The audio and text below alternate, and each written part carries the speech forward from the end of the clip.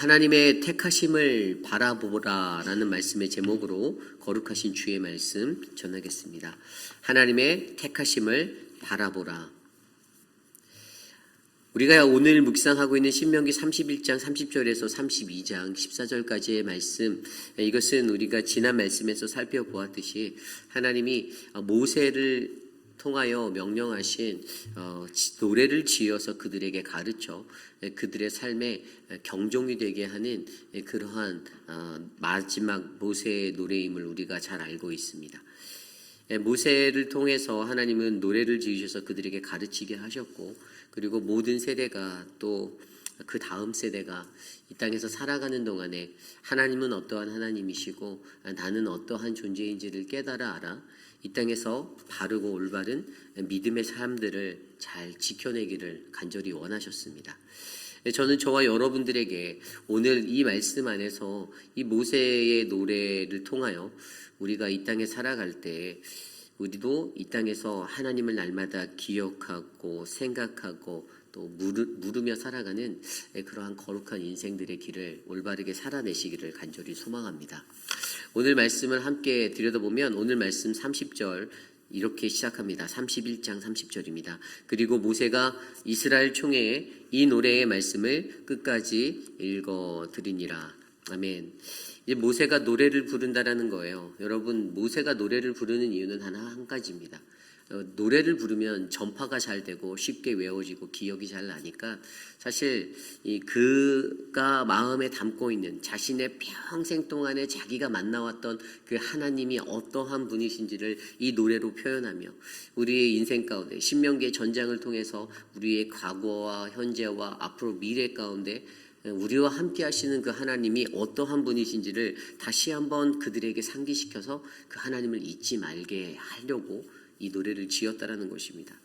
그래서 이 말씀이 32장 1절부터 계속해서 모세의 노래로 32장 전장에 걸쳐서 진행되는데요. 오늘 말씀 속에서는요, 32장 1절과 2절에 이렇게 말하고 있습니다.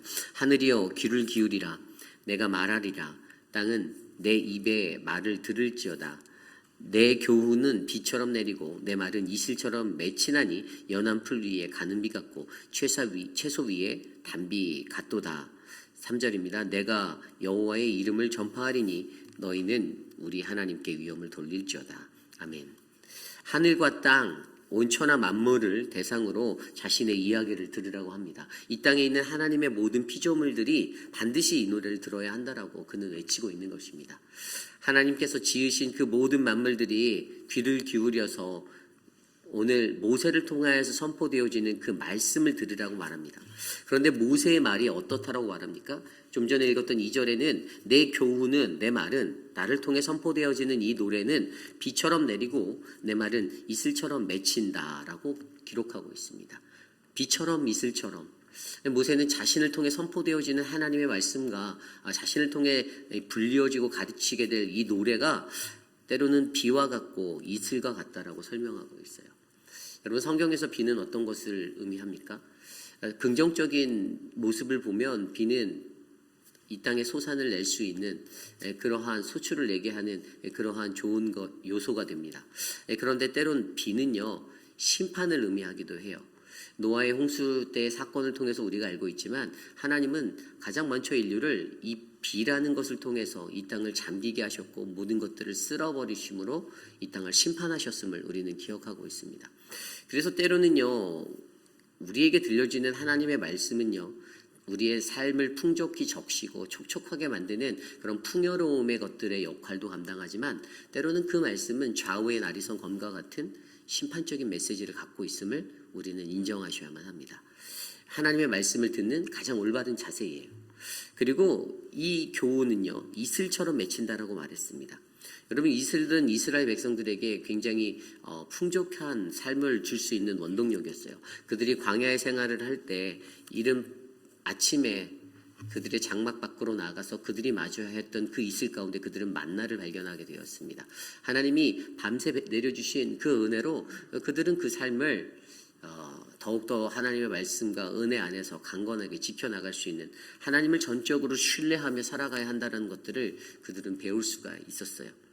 그래서 오늘 여기서 모세가 말하는 내 교훈, 자기가 말하는 거, 내가 말하는 이것이 바로 비처럼 이슬처럼 너희들에게 전달되어져야 한다. 그런데 모세라는 사람이 이것을 전하지만 실질적으로 이것은 무엇입니까? 하나님의 말씀이죠. 하나님이 이스라엘 백성들을 향해서 이 노래로서 그들에게 전하고 싶은, 그들의 마음에 꼭 알려주고 싶은 그것들이죠. 들려주고 싶은. 그래서 이 말씀이 너희들에게 들려질 때 때로는 소낙비처럼 너희의 마음을 뒤흔들 수도 있고, 너희의 가뭄이 들어있는 메마른 마음에 담비와도 같은 생명이 될 수도 있고, 그렇게 생명이 되기도 하고 너희의 영이 죽어가는 그 죽음의 자리에 이를 수도 있는데, 심판의 자리에도 이를 수 있는데, 그런데 너희가 이 말씀을 듣고 비처럼 이슬처럼 내리는 그거 위에, 연한 풀 위에 가는 비 같고 채소 위에 단비 같은 이 말씀을 너희가 들어서 너희의 삶을 채워야 한다라고 모세가 이야기하고 있다는 것입니다. 그러면서 모세가 여기서 멈추지 않고요, 뭐라고 자신의 마음을 다시 한번 표현하냐면 그것이 아까 3절 말씀이에요. 내가 여호와 이름을 전파하리니 너희는 우리 하나님께 위엄을 돌릴지어다. 아멘. 나는 오직 여호와 이름만을 전파하겠다. 내가 여호와 그분만의 이름을 높이겠어. 내가 이것들을 너희에게 선포하겠어. 내가 이것만을 너희에게 전할게. 그리고 너희는 우리 모두가 하나님께, 그 하나님께 영광을 돌리는 피조물이 되어야 해 라고 설명하고 있습니다.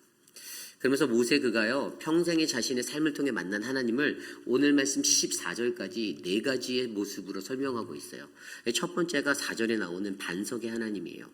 그는 반석이시니 그가 하신 일이 완전하고 그의 모든 길이 정의롭고 진실하고 거짓이 없으신 하나님이시니 공의로우시고 바르시도다. 아멘. 여러분, 우리 하나님이 우리의 반석 되심을 여러분은 믿으십니까? 그분을 신뢰하는 것, 여러분, 반석이라는 것은 이 신뢰를 상징하는 거예요. 내가 누군가를 신뢰하는가? 내가 어떠한 견고한 반석을 내가 믿고 나아가는가? 하나님을 온전하게 신뢰하는 자에게 영원한 터전 되시는 우리 하나님을 우리가 믿으시길 바랍니다. 그분은 불변의 하나님, 부동의 하나님이세요.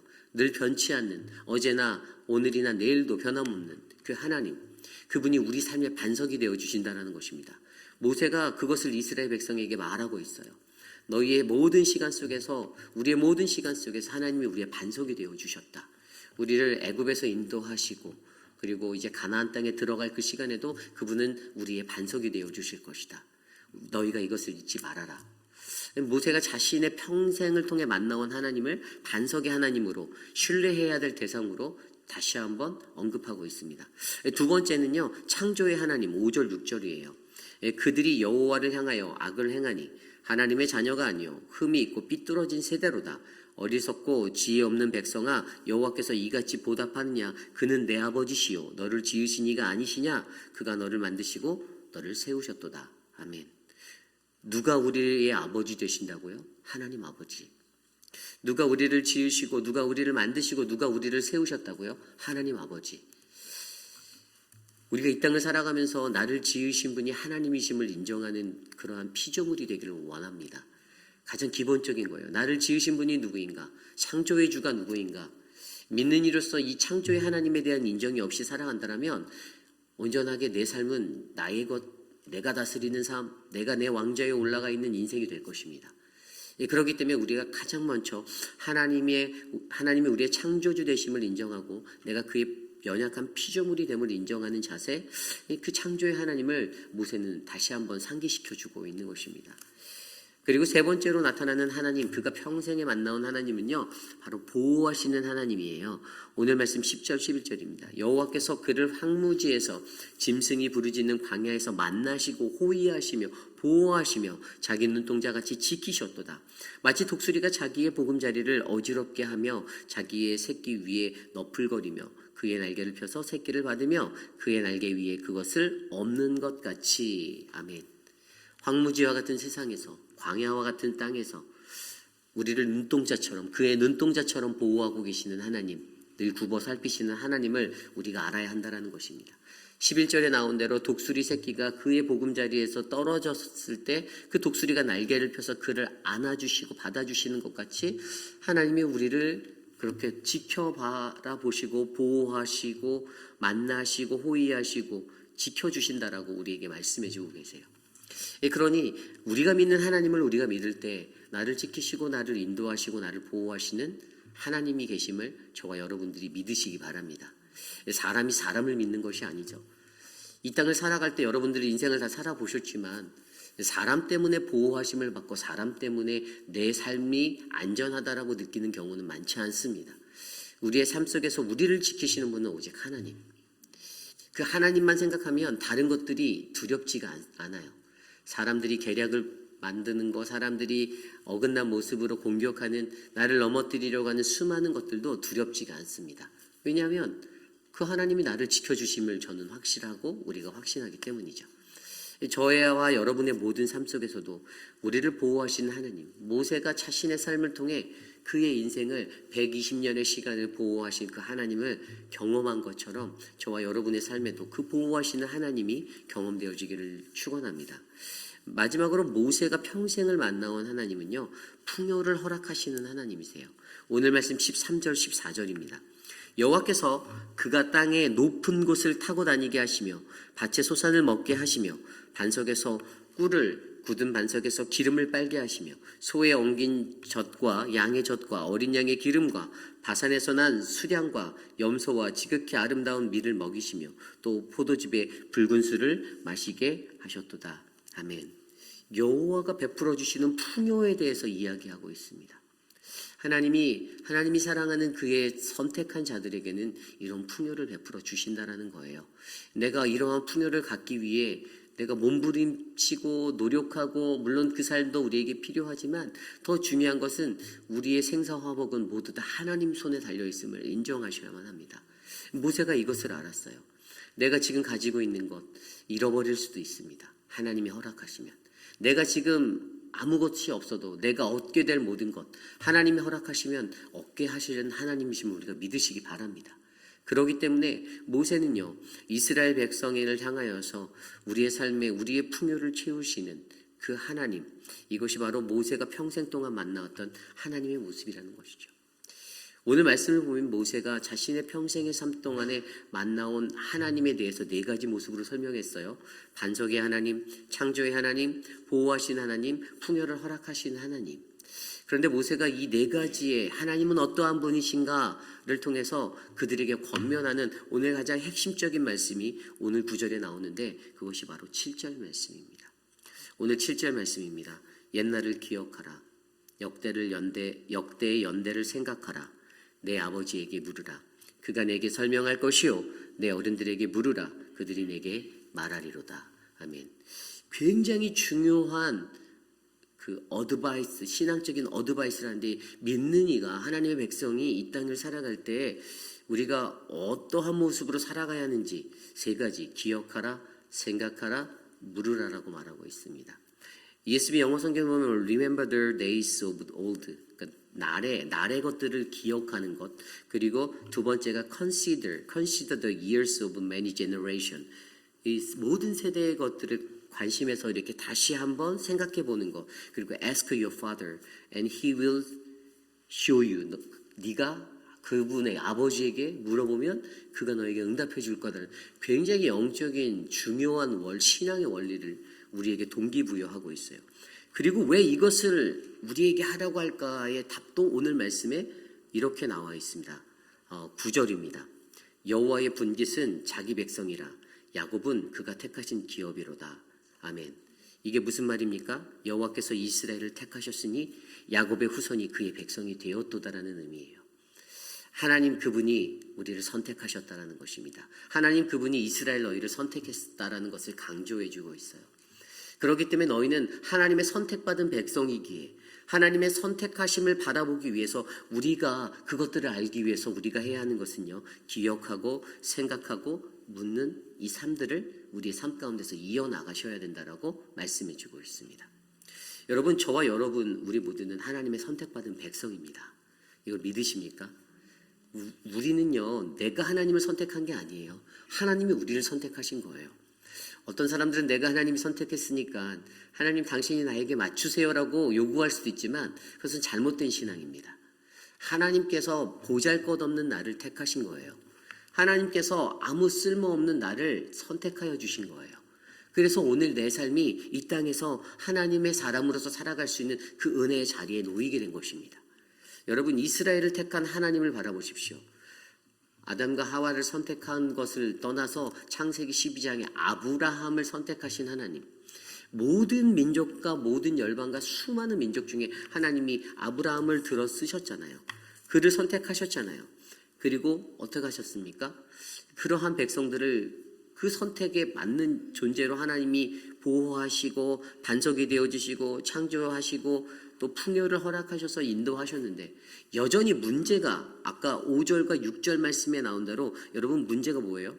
나의 악함, 나의 삐뚤어짐, 나의 어리석고 나의 지혜 없음 때문에 그들이 배반하고 반역하고 쳇바퀴 돌아가듯이 그 삶이 멈춰주지 않고 끊어지지 아니하고 계속해서 그들의 삶 가운데 반복적으로 지속되고 있었다는 것이 문제잖아요. 하나님의 선택은 여전히 처음부터 창세 때부터 있었는데, 그 선택받은 자들의 배반과 반역, 그러한 어그러진 모습으로 말미암아 하나님과의 관계가 깨어지고 금이 갔다는 것입니다. 결국에 이런 것들을 통해서 하나님의 선택하심, 하나님께서 강권적이고 주권적인 역사로 선택하신 그 역사의 현장, 그 하나님의 선택을 통해서 하나님은 그들을 어디로 놓기를 원하셨나요? 바로 구원이라는 자리로 인도하셔서 구원을 완성하기를 원하셨는데, 우리 인간들이 자꾸만 여기에서 그것들을 알아보지 못하고 하나님의 선택하심을 바라보지 못하니까 내가 선택받았는지도 모르고 내가 선택 안 받은 것 같고 꼭 내가 선택한 것 같은 인생을 살아가며 하나님과의 관계를 부서뜨리고 망가뜨리고 있다는 사실들을 우리가 인지하셔야 되는 거죠. 하나님의 선택이라는 것이 무엇입니까? 이것은 하나님의 주권적인 강권적인 역사입니다. 에베소서 1장 3절 5절 말씀에 보면 우리 주 예수 그리스도 아버지께서 창세전에 그리스도 안에서 우리를 택하사 우리를 사랑 안에서 그 앞에 거룩하고 흠이 없게 하시려고 그리스도로 말미암아 자기의 아들들이 되게 하셨느니라. 아멘. 이렇게 말씀하셨어요. 이미 그분께서 창세전부터 모든 인간을 선택하셔서 구원하기로 결정하셨다는 거예요.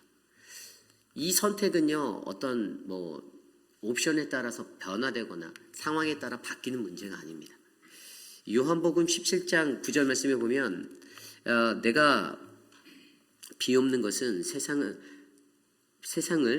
위함이 아니요 내게 주신 자들을 위함이니라. 아멘. 예수님이 그렇게 말씀하셨어요. 내게 주신 자들을 위해서, 여기서 주신이라는 헬라어 데도케라는 단어, 이것은 완료 시제로 사용되었어요. 현재 완료. 이거는 하나님의 선택적인 확정적인 그러한 것들을 의지를 보여주시는 거예요. 내게 주셨다. 예수님이 하나님이 내게 주신이라는 이것은 이미 하나님 안에서 강권적으로 선택되어져서 이미 내게 주어진 거예요. 이것을 그가 믿는 거예요. 그러므로 오늘 이 시대를 살아가는 저와 여러분 우리 모두도 하나님께서 나를 선택했다라는 이 그분의 확정적인 선택을 우리가 믿으셔야만 합니다. 내가 그분의 선택을 믿고 의지하여 살아갈 때, 그런데 앞서 설명드린 대로 나의 악함과 나의 삐뚤어짐과 내 어리석고 지혜 없음 때문에 우리가 이것을 보지 못하는 거예요. 하나님의 선택이 보이지 않는 거예요. 하나님의 선택이 보이지 않기 때문에 우리에게 계속해서 말하는 것이 무엇이었어요? Remember하고 Consider하고 Ask해라, 기억하고 생각하고 물으라. 여러분, 옛날을 기억하라라고 말해요. 7절에 보면 옛날을 기억하라. 옛날을 기억하라는 것은 우리의 과거의 삶 속에서 내 이전에 하나님은 어떠한 모습으로 내게 역사하셨는지를 내가 기억하는 거예요. 하나님이 과거를 회고하면서 그 하나님이 어떠한 분이셨는지, 하나님께서 나를 어떻게 인도하셨는지, 그것을 알면 뭐가 되죠? 하나님의 은혜가 느껴지면 내가 자연스럽게 회개하고 자복할 수밖에 없는 인생이 되는 거예요. 그리고 두 번째, 연대를 생각하라. 역대 연대를, 모든 역사를 생각하라는 거예요. 우리가 살아가는 이 시간의 모든 역사들을 돌아보십시오. 하나님의 손이 미치지 않은 것이 없습니다. 그 모든 것 속에서도 나의 회고는 하나님을 위해 내가 어떻게 살아가야 할까? 이러한 고민들을 해봐야 한다는 것이죠. 내 아버지에게 물으라. 여러분, 유대인들에게 가장 중요했던 것은 가정이에요. 가정. 그들에게 가정에서 아버지를 통해서 지도받는 것, 어릴 적부터 받았던 그 가정교육, 아버지를 통해, 어머니를 통해 받았던 신앙의 교육, 그래서 여러분 6월절만 되면 이 가족들이 모여서 한 식탁에 앉아서 공동 식사를 하고 하나님의 섭리에 대해서 나누고 그들에게 하나님의 역사를 서로 나누는 그러한 시간들이 있었다라는 거예요. 그래서 이번 주 금요일날 우리 아이들이 가는 6월절 캠프가 그런 것 안에서 기획되어진 것이에요. 하나님을 기억하게 하는 것. 여러분 이러한 가르침이 중요한 거예요. 내 아버지에게 물으라. 그래서 우리의 삶 가운데 우리가 기억하고 생각하고 묻는 삶을 통해서 우리는 무엇을 바라보아야 한다라고요? 하나님이 나를 선택하셨구나. 이 하나님의 선택하심이 보여야 하는 거예요. 하나님이 선택한 자들은요, 하나님이 어떠한 상황 속에서도 우리를 끝까지 지켜주십니다. 우리를 인도하십니다. 그래서 여러분 하나님의 선택받은 우리들은 이 땅을 살아갈 때 사람들로 말미암아 세상의 환경으로 말미암아 두려워할 이유가 없는 거예요. 우리가 이겨낼 수 있는 겁니다. 저는 오늘 이곳에 계신 저와 여러분 우리 모두가 그러한 하나님의 선택받은 백성으로서의 아름다운 삶들을 잘 감당하며 살아가시기를 간절히 소망합니다. 여러분들의 삶을 되돌아보십시오.